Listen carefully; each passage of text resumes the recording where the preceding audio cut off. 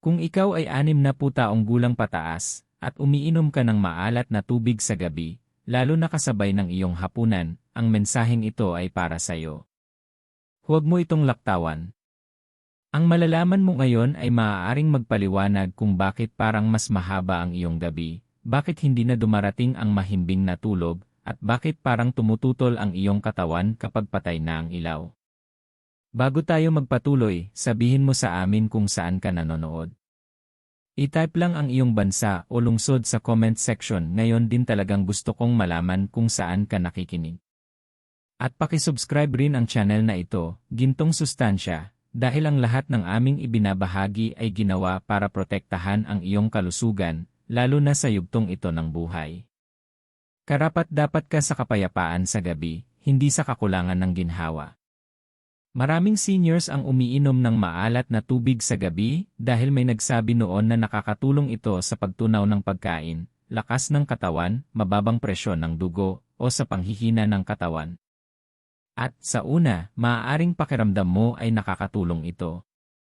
Ngunit ang hindi ipinaliwanag ng marami ay kung ano ang nangyayari sa loob ng iyong katawan ilang oras matapos nito, kapag ikaw ay nakahiga na sa kama, kapag ang puso mo ay dapat nagpapahinga, at ang mga bato, kidneys, ay dapat bumabagal. Kung naranasan mo nang pumunta sa kama ng pagod pero hindi makatulog. Gumising na uhaw sa kalagitnaan ng gabi. Pakiramdam mabigat o malakas ang tibok ng puso kapag tahimik na. Namamaga ang mga binti o iba ang paghinga sa gabi. Kailangan mong manatili hanggang sa katapusan ng video na ito. Dahil sa susunod na ilang minuto, ipapaliwanag ko kung ano ang ginagawa ng maalat na tubig sa iyong katawan kapag lampas na sa 60, bakit sa gabi lumalabas ang epekto, at kung paano ang isang simpleng gawi sa hapunan ay tahimik na nakawin ang iyong tulog, ginhawa, at kapayapaan. Kung sang-ayon ka na mas mahirap na sa katawan ang gabi habang tumatanda, mag-type ng Y sa comment section ngayon. Huwag ituring itong isa lang video. Ito ay kamalayan. Protection. Para sa puso, bato, at kakayahan mong makapagpahinga ng walang pagsisisi. Manatili sa akin. Ginawa ito lalo para sa iyo. Maraming seniors ang umiinom ng maalat na tubig sa gabi dahil sa isang simpleng dahilan, parang nakakatulong ito sa una. Hindi ito nakakasama sa pakiramdam. Sa katunayan, kadalasan pakiramdam ay nakakaaliw pa. Pagkatapos ng mahabang araw, maaari mong maramdaman na maayos ang tiyan. May ilan na pakiramdam ay hindi gaanong nahihilo.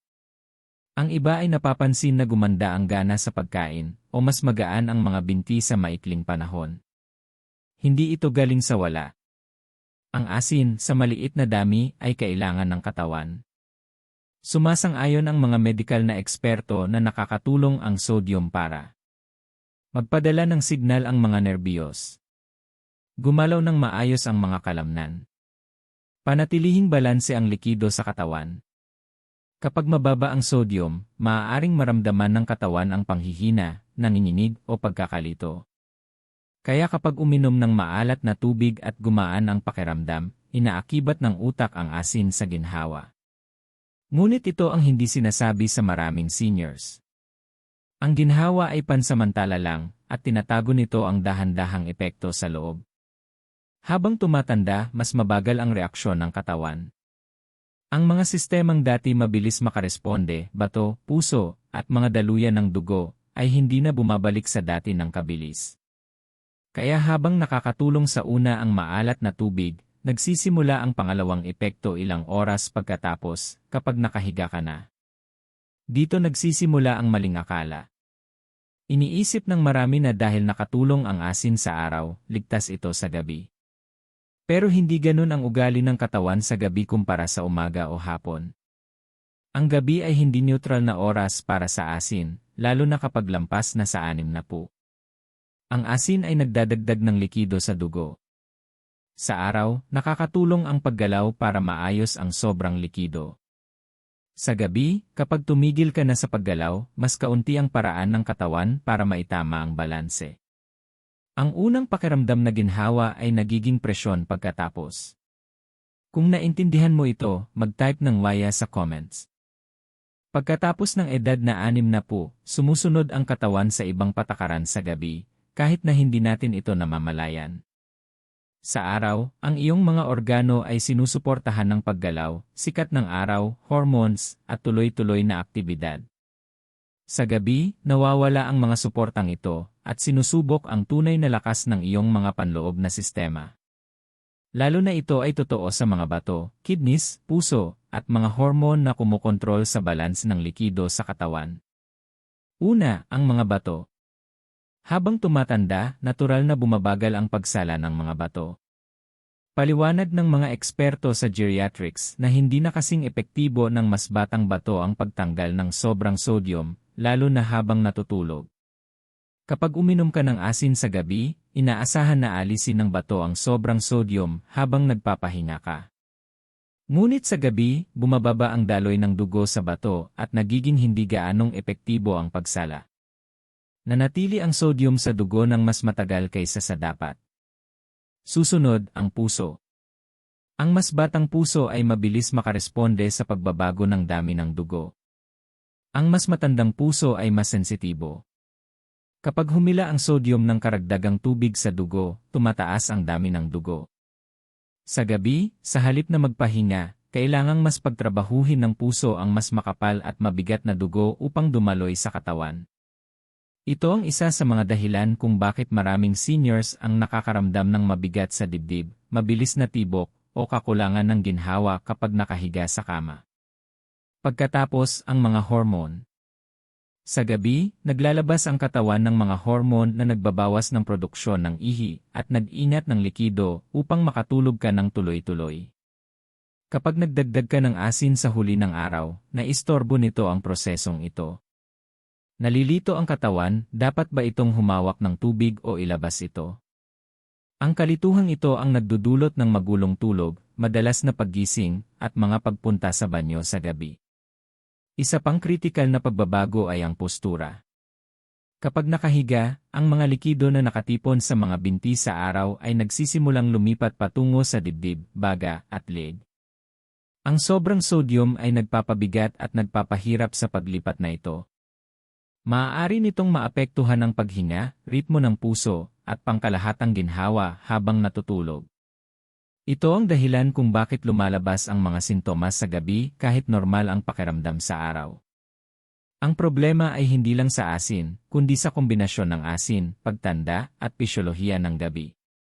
Kung naintindihan mo na kung bakit mas mahirap sa katawan ang gabi kaysa sa araw, mag-type ng Laya sa comments. Isa sa pinakamapanganib na epekto ng pag-inom ng maalat na tubig sa hapunan ay kung ano ang ginagawa nito sa presyon ng dugo habang natutulog ka. Maraming seniors ang iniisip na ang problema sa presyon ng dugo ay mahalaga lamang sa araw kapag aktibo o stressed. Ngunit alam ng mga doktor na nag-aaral ng kalusugan ng puso na ang presyon ng dugo sa gabi ay kasing halaga, minsan mas mahalaga pa kaysa sa presyon sa araw. Sa malusog na katawan, natural na bumababa ang presyon ng dugo sa gabi. Tinatawag itong nighttime dip. Pinapayagan nito ang puso at mga daluyan ng dugo na magpahinga at mag-recover. Ngunit sa maraming seniors, lalo na sa mga kumukonsumo ng asin sa huli ng araw, hindi nangyayari ang pagbaba na ito.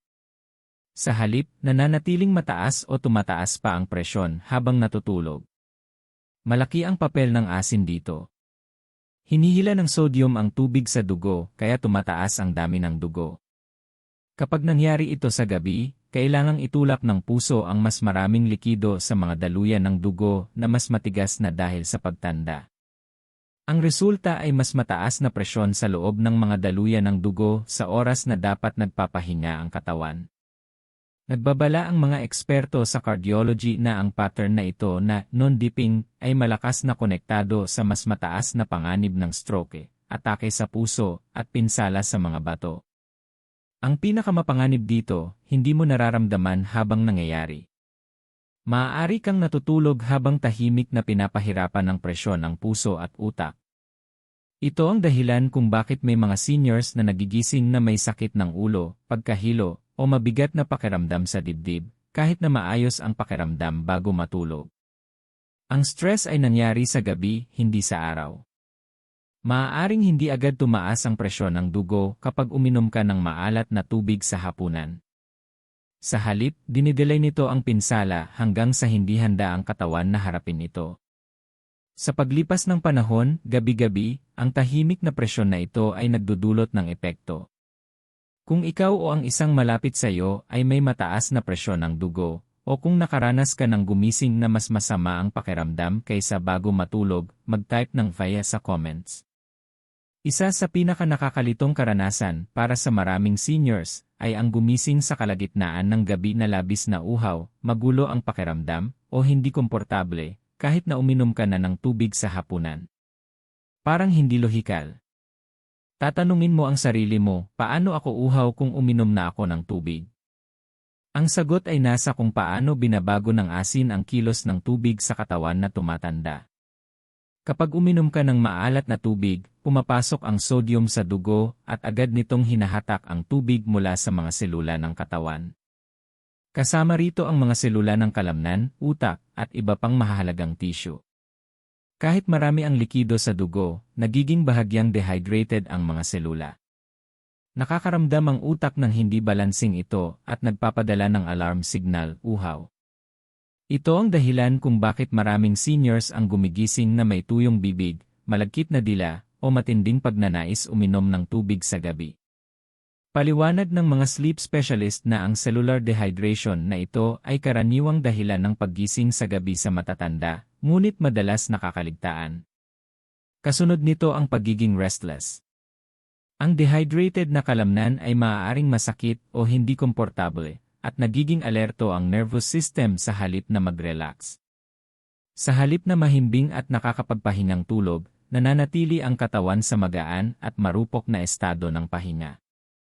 Maaaring mag-ikot-ikot ka sa kama, paulit-ulit na gumising, o hindi makapag-relax ng buo.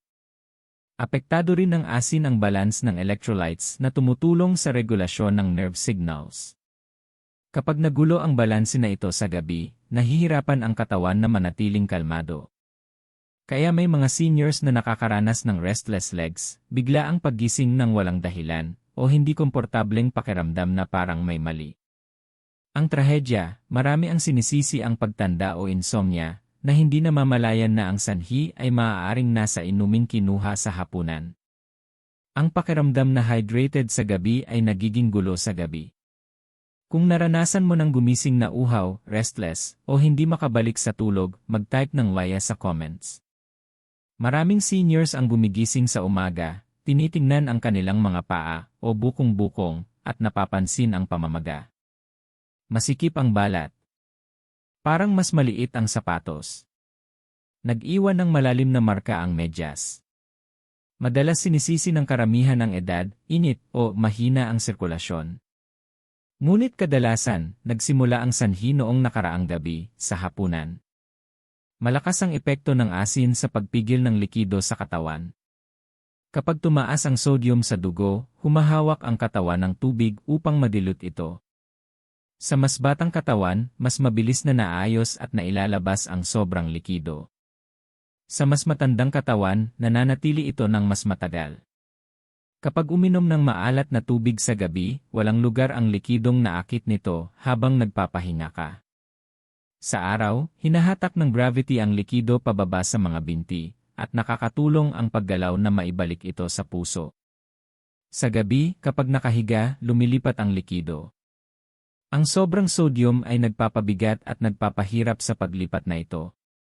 Sa halip na pantay na maipamahagi, nagtitipon ang likido sa mga lugar na madaling kapitan, bukong-bukong, paa, at ibabang binti.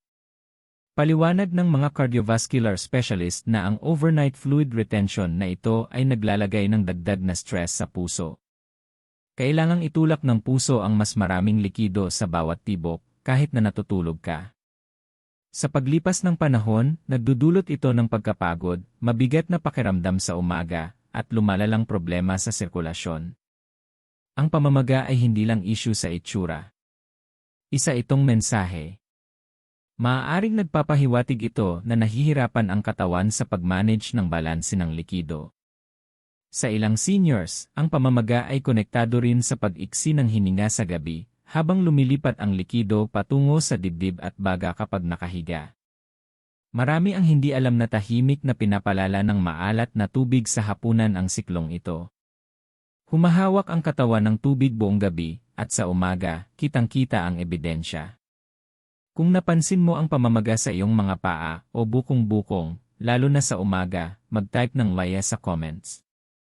Isa sa mga epekto ng pag-inom ng maalat na tubig sa hapunan na kadalasang nakakapagulat sa mga seniors ay kung ano ang ginagawa nito sa paghinga sa gabi. Karamihan sa tao ay hindi inuugnay ang asin sa tulog o sa paghinga, ngunit ang totoo, ang sobrang sodium sa gabi ay tahimik na nakakaapekto sa kung gaano kakaya mong huminga habang nakahiga. Ganito ang dahilan. Kapag hinihila ng sodium ang tubig sa dugo, ang ilan sa likidong iyon ay hindi pantay na naipapamahagi. Sa buong gabi, ang likido ay lumilipat patungo sa itaas ng katawan, sa dibdib, leeg, at mga tissue sa paligid ng airway. Sa mga matatanda, kadalasan mas hindi elastiko at mas sensitibo ang mga tissue na ito. Kahit maliit na pagtaas ng likido ay maaaring bahagyang magkipot sa daanan ng hangin, kaya mas mahirap huminga nang hindi mo namamalayan. Paliwanag ng mga pulmonologist na ang paglipat ng likido na ito ay isa sa mga nakatagong dahilan kung bakit mas malakas ang paghilik ng ilang seniors, bigla silang gumigising na humihingal o nakakaramdam ng kakulangan sa paghinga habang natutulog. Maaari rin nitong pataasin ang panganib ng sleep apnea, isang kondisyon kung saan paulit-ulit humihinto at nagsisimula ang paghinga sa gabi. Delikado ang sleep apnea dahil pinipigilan nito ang malalim at nakakapagpahingang tulog at naglalagay ng dagdag na stress sa puso at utak. Maaaring pakiramdam ay walang epekto ang maalat na tubig sa hapunan sa simula, ngunit sa oras na matulog ka na, nagsimula na ang epekto ng sobrang likido. Mabigat ang pakiramdam sa dibdib, maaaring bahagyang higpitan ang lalamunan, at nagiging mas alerto ang katawan sa halip na makapag-relax. Sa paglipas ng panahon, nagdudulot ito ng tuloy-tuloy na mahina na tulog, pagod sa umaga, at mas mataas na panganib sa komplikasyon ng puso. Kung napansin mo na iba ang iyong paghinga sa gabi, gumigising kang mas pagod kaysa sa inaasahan, o lumala ang paghilik habang tumatanda, mag-type ng Laya sa comments. Ito ang nakatagong koneksyon na hindi naririnig ng karamihan ng seniors. Ang iniinom mo sa hapunan ay direktang nakakaapekto sa iyong paghinga ilang oras pagkatapos. At hindi lang ito nakakaapekto sa ginhawa, nakakaapekto ito sa iyong kalusugan sa pinakamalalim na paraan habang natutulog ka. Isa sa pinakanakakabahala na karanasan ng mga seniors ay kapag nakahiga sa kama at bigla nilang naramdaman ang puso nila. Parang tumitibok ng mabilis, kumakalog o hindi regular ang tibok. Maraming tao ang nagbabaliwala at sinasabi lang na edad o stress, ngunit ang totoo, ang maalat na tubig sa hapunan ay maaaring magpalala sa mga pakiramdam na ito, minsan, labis na labis. Ganito ito nangyayari. Kapag uminom ka ng maalat na tubig sa gabi, hinihila ng sodium ang dagdag na likido sa dugo. Tumataas ang dami ng dugo, kaya kailangang mas pagtrabahuhin ng puso ang pagpump ng dugo sa mga daluyan nito. Sa araw, nakakatulong ang paggalaw at aktibidad na maayos ng puso ang pagbabagong ito nang hindi mo namamalayan. Ngunit sa gabi, kapag dapat nagpapahinga ang katawan, may dagdag pa ring trabahong kailangan gawin ang puso. Paliwanag ng mga cardiologist na ang dagdag na trabahong ito ay maaaring magdulot ng palpitations, pakiramdam ng mabilis na tibok, o hindi regular na tibok. Ang mas matandang puso ay hindi kasing adaptable, at mas lumalala ang stress na ito kapag nakahiga. May mga seniors na nakakaramdam ng presyon o bigat sa dibdib na lumalabas lang sa gabi. Hindi lang ito discomfort, ito ay senyales na nasa ilalim ng stress ang puso. Ito ang dahilan kung bakit maraming seniors ang gumigising sa kalagitnaan ng gabi na mabilis ang tibok ng puso, kahit maayos naman ang pakiramdam bago matulog. Ang pakiramdam na walang epekto sa hapunan ay tahimik na sinusundan ka hanggang sa tulog. Sa paglipas ng panahon, ang gabi-gabing episode na ito ay nagdudulot ng pangmatagalang stress sa puso at nagpapataas ng panganib sa maseryosong problema sa puso. Kung naranasan mo nang maramdaman ang malakas o hindi regular na tibok ng puso sa gabi, mag-type ng waya sa comments. Ang pinakamahalagang punto ay ito, ang simpleng gawi sa gabi, pag-inom ng maalat na tubig, ay maaaring magkaroon ng malalim na pisikal na epekto sa puso habang nagpapahinga ka. Tahimik, banayad, ngunit totoo. Hindi nagsisinungaling ang puso. At sa gabi, sinasabi nito ang katotohanan ng mas malakas kaysa sa lahat. Habang tumatanda tayo, nagiging isa sa pinakabulnerable na organo sa ating katawan ang mga bato, kidneys. Responsable ang mga ito sa pagsala ng dumi, pagpapanatili ng balance ng likido, at regulasyon ng electrolytes tulad ng sodium. Ngunit pagkatapos ng edad na 60, natural na bumabagal ang paggana ng mga bato. Ibig sabihin, ang mga organong dati kayang hawakan ang sobrang asin ng walang hirap ay nahihirapan na ngayon, lalo na sa gabi. Kapag uminom ka ng maalat na tubig sa hapunan, pumapasok ang sodium sa dugo at agad na hinihila ang tubig kasabay nito. Sa araw, kadalasan kayang sabayan ng mga bato ang sobrang sodium, sinasala ito at pinapanatili ang balanse ng likido. Ngunit sa gabi, bumababa ang daloy ng dugo patungo sa mga bato, at bumabagal ang kanilang pagsala. Ano ang resulta? Ang sodium at likido na kinonsumo mo ilang oras bago matulog ay nananatili sa iyong katawan ng mas matagal kaysa sa dapat. May ilang epekto ito.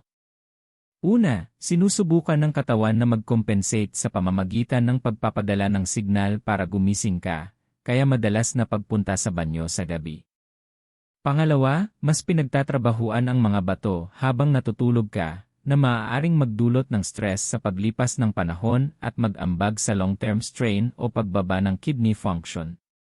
Pangatlo, ang fluid retention na dulot ng sodium ay maaaring magpalala ng pamamaga sa paa, bukong-bukong, at kahit sa paligid ng baga, na nagpapahirap sa tulog.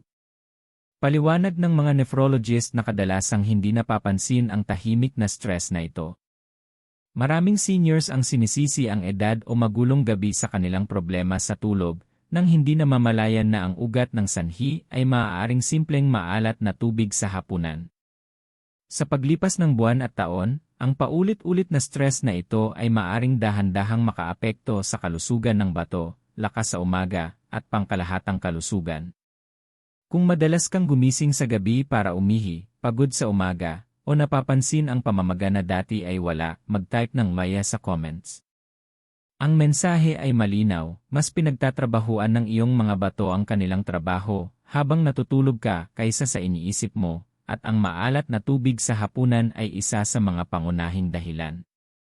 Ang pagprotekta sa kanila ay hindi lang tungkol sa pag-iwas sa sakit, tungkol ito sa pagpapanatili ng iyong enerhiya, ginhawa, at panghabang buhay na kalusugan. Hindi lahat ay pareho ang reaksyon sa maalat na tubig sa hapunan, ngunit sa ilang seniors, maaaring maging seryoso ang epekto.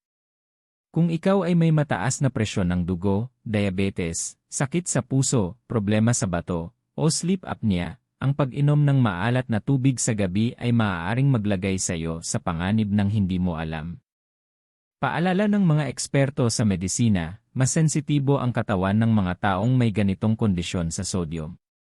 Halimbawa, kung mataas na ang presyon ng dugo mo, ang pagdagdag ng extra sodium bago matulog ay maaaring pumigil sa natural na pagbaba ng presyon sa gabi, isang proseso na kinakailangan ng katawan para makapagpahinga.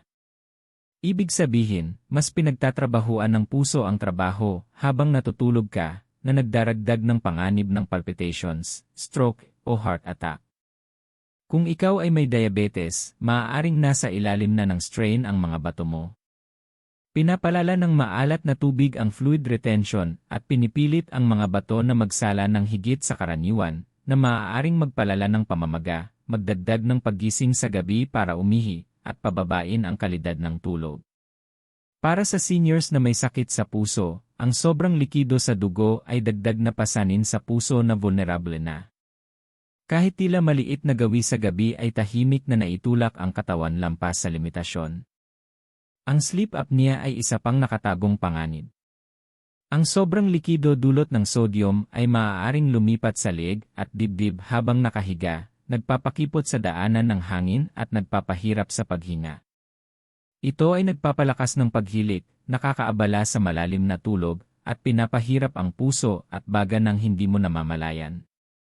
Ang katotohanan, ang maalat na tubig sa hapunan ay hindi simpleng harmless na gawi para sa mga seniors na may ganitong kondisyon.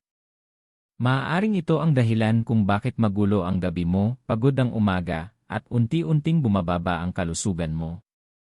Kung alinman sa mga kondisyon na ito ay naangkop sa iyo o sa mahal mo sa buhay, mag-type ng waya sa comments. Ang maagang pagkilala nito ay mahalaga, nagbibigay daan ito para baguhin ang gawi at protektahan ang katawan habang natutulog. Tandaan, ang epekto ng maalat na tubig ay hindi palaging halata agad. Unti-unti itong naiipon gabi-gabi. Ang pagprotekta sa sarili ay nangangahulugan ng pag-unawa kung sino ang pinakanasa panganib at paggawa ng maliit, maalam na pagbabago na makakapagpabuti ng malaki sa gabi mo, sa puso, at sa pangkalahatang kalusugan. Sa kabutihang palad, may mas ligtas na alternatibo ang mga seniors kung gusto nilang manatiling hydrated o pakalmahin ang katawan sa gabi, nang hindi inilalagay sa panganib ang tulog, puso, o bato. Binibigyang diin ng mga eksperto sa geriatrics, cardiology, at sleep medicine na ang oras at uri ng inumin ang susi para maiwasan ang problema sa gabi. Sa halip na maalat na tubig sa hapunan, subukan ang maligamgam na plain water. Nag-hydrate ito sa katawan nang hindi nagdadagdag ng sodium na pwedeng humila ng likido sa dugo. Mayroon ding nakakalma na epekto sa pagtunaw ng pagkain, kaya mas maayos ang tiyan bago matulog. Ang herbal teas ay isa pang mahusay na pagpipilian, pero piliin ang mga caffeine-free at non-diuretic na uri. Ang chamomile, peppermint, o mga mild na herbal blends para sa relaxation ay nakakapagpakalma ng katawan at isip habang tumutulong sa maayos at banayad na hydration. Iwasan ang mga tsaa na nagpapadami ng pag-ihi o may caffeine dahil maaari rin itong guluhin ang tulog katulad ng sodium. Para sa mga seniors na kailangan ng electrolytes, dahil sa medical na dahilan, mahalaga ang timing. Iminumungkahi ng mga eksperto na uminom ng electrolyte supplements o mild salt solutions sa umaga o maagang hapon, huwag sa gabi. Binibigyan nito ang bato at puso ng sapat na oras para iproseso ang sodium habang aktibo at gumagalaw ka, sa halip na pilitin ang katawan habang nakahiga sa kama. Kahit maliit na pagbabago ay may malaking epekto.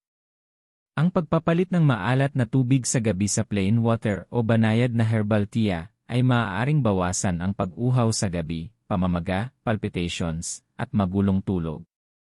Sa paglipas ng panahon, ang simpleng adjustment na ito ay nagbibigay daan sa katawan na maibalik ang natural na balance ng likido at hayaang mag-relax ang puso, bato, at nervous system gaya ng nararapat sa gabi. Kung naintindihan mo ang payo na ito, mag-type ng waya sa comments. Ang mga simpleng pagbabagong ito ay maaaring baguhin ang iyong gabi, magbigay ng mas malalim at mahimbing na tulog, at magaan at komportableng umaga. Ang pinakamahalagang aral, hindi ito tungkol sa pag-iwas sa hydration o paglayo sa asin ng tuluyan, kundi ang pagpili ng tamang oras at tamang uri. Kapag ginawa mo ito, maaaring maging mapayapa muli ang iyong gabi, at makabawi ang katawan sa paraang nararapat habang nagpapahinga ka. Ang maalat na tubig sa hapunan ay hindi agad nakakasama. Hindi mo ito nararamdaman sa unang lagok. Pero habang dumarating ang gabi, tahimik itong sumusunod sa iyo, sa dugo, sa puso, sa bato, at sa tulog mo. Sa oras na maramdaman mo ito, naabala na nito ang balanse na pinaghirapan ng katawan na panatilihin. Bawat huling gawi sa gabi, bawat dagdag na kutsarita ng sodium, bawat tasa ng maalat na tubig ay tahimik na nagpapahirap sa puso, nalilito ang bato, nakakaapekto sa paghinga, at pinipigilan ang katawan na makapagpahinga ng maayos. Ang mga gabi na dapat nagpapasigla sa enerhiya mo ay nagiging magulo. Ang tulog na dapat nagpapagaling sa iyo ay nag-iwan ng pagod, uhaw, at hindi komportable sa umaga. Ngunit narito ang magandang balita, maaaring itigil ang siklong ito. Ang kamalayan ang unang hakbang. Ang pagpili ng tamang inumin sa gabi, tulad ng plain water o banayad na herbal teas, at pagreserba ng sodium sa maagang bahagi ng araw ay nagpapahintulot sa katawan na mag-relax, sa puso na magpahinga, at sa bato na gumana ng hindi napapahirapan. Ang maliliit na pagbabago na tulad nito ay maaaring baguhin ang gabi mo, ibalik ang ginhawa sa umaga, at protektahan ang kalusugan mo sa paglipas ng panahon. Kung naabot ka ng mensaheng ito at tumimo sa'yo, mag-type ng thumbs up sa comments. Ipakita na naiintindihan mo kung bakit mas mahirap ang gabi mo at handa ka ng magbago. At muli, kung hindi ka pa nakasubscribe, subscribe sa Gintong Sustansya. Ang channel na ito ay ginawa para protektahan ang iyong kalusugan, tulog, at kapayapaan dahil napakahalaga ng iyong gabi para iwan sa pagkakataon. Kung napanood mo hanggang sa dulo, mag-type ng I'm aware na sa comments. Kontrolin ang iyong gabi, protektahan ang katawan, at bigyan ang sarili ng mahimbing at nararapat na tulog. Ang mensaheng ito ay ginawa lalo para sa iyo.